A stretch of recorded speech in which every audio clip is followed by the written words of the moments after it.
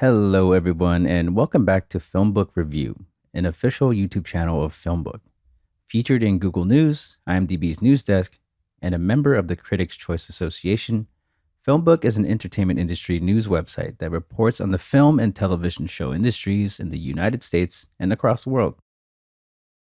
Today on FilmBook Review, I'll be reviewing the 2022 film Top Gun: Maverick. Top Gun: Maverick is directed by Joseph Kosinski, written by Peter Craig, Justin Marks, Christopher McQuarrie, and Eric Warren Singer, and stars Tom Cruise, Jennifer Connelly, Miles Teller, Val Kilmer, and Bashir Salahuddin. This is a Top Gun: Maverick movie review, and there will be spoilers. If you like our movie reviews, please like this Top Gun: Maverick film review, as that helps us out with YouTube's algorithm, and consider subscribing. Once subscribed, click the bell notification box, and you are all set. Please also consider becoming one of our patrons on Patreon at patreon.com/filmbook. And now, the Top Gun: Maverick movie review. Director Joseph Kosinski has created a terrifically entertaining sequel to the 1986 box office smash hit Top Gun. In the new continuation of the story of Captain Pete, Maverick, Mitchell, the stakes are high and the action is more intense than ever. Maverick is a character who is both relatable and likable, which makes the audience invested in the storyline.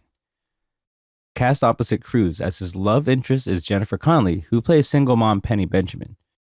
To say the chemistry between Cruise and Connelly is on fire would be an understatement. Only two old pros can make the audience so interested in what happens with their romance in the movie. Another surprise of Top Gun: Maverick is the casting of Miles Teller as Lieutenant Bradley Rooster Bradshaw, who is the son of Goose, who died in the original Top Gun. Teller has a commanding screen presence here and is believable in the role to the point where we grow to truly like his character. When Maverick and Rooster get involved in a dangerous scenario late in the movie, the way the plot unfolds ultimately becomes a question of which character is more likely to succeed against all odds. However, both of these fierce men have motivation to defeat all potential obstacles. For Maverick, it's the love of Penny, and for Rooster, it's the memory of his dad. Of course, none of this movie would be at all possible without the aircraft fighters that are at the heart of the movie and make all the character development fall into place to perfection. This movie is visually awe-inspiring, and the crisp sound effects editing complements the splendidly created cinematography. It's easy to understand why this movie wasn't released straight to streaming during the pandemic when it could have been. This picture is essential for big screen viewing. Cruise's Maverick is the ultimate movie hero. When we learn that during the course of his career, Maverick has never risen above the level where he would stop having the need for speed, it truly shapes the way the hero is perceived. Cruise plays his role to absolute perfection. Maverick is enlisted to select the best out of a group of up-and-coming pilots. And by teaching them survival techniques, he will soon learn who has the potential to succeed in a mission which could be initially deemed impossible. Under the guidance of Cyclone, the terrific John Hamm, Maverick must rise above his calling or he could find his career in jeopardy. Also brought into the picture is Val Kilmer's Iceman, who is behind the assignment of Maverick to his pivotal role in the movie's storyline's mission. Kilmer doesn't have much screen time in the film, and because of the actor's real-life battle with throat cancer, his dialogue is scarce. However, the sole physical sequence between Iceman and Maverick in the film is amazingly heartfelt.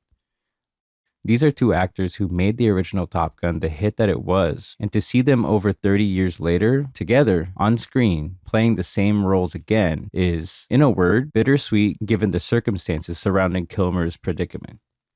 Kilmer more than acquits himself honorably in his brief turn here. It is the love story between Connelly and Cruise's characters in the new sequel which keeps the movie relatable. For example, when Cruise's Maverick must pay the tab for a bar full of patrons, his credit card is declined, which shows how Maverick is less than stellar when it comes to managing his life when he's not flying an aircraft in the skies. Connelly's Penny inspires and guides Maverick in the right direction. A hilarious scene has Maverick sneaking out of Penny's bed when her daughter shows up at home unexpectedly. It's a hoot. Connelly and Cruise create chemistry which should set the bar for the level of heat a good love story should showcase. Miles Teller's Rooster is perfectly conceived by the scriptwriters. Feeling guilt over Goose's death, Maverick must choose between keeping Rooster grounded or letting him fly and carrying on the legacy of his father at the risk of possible failure.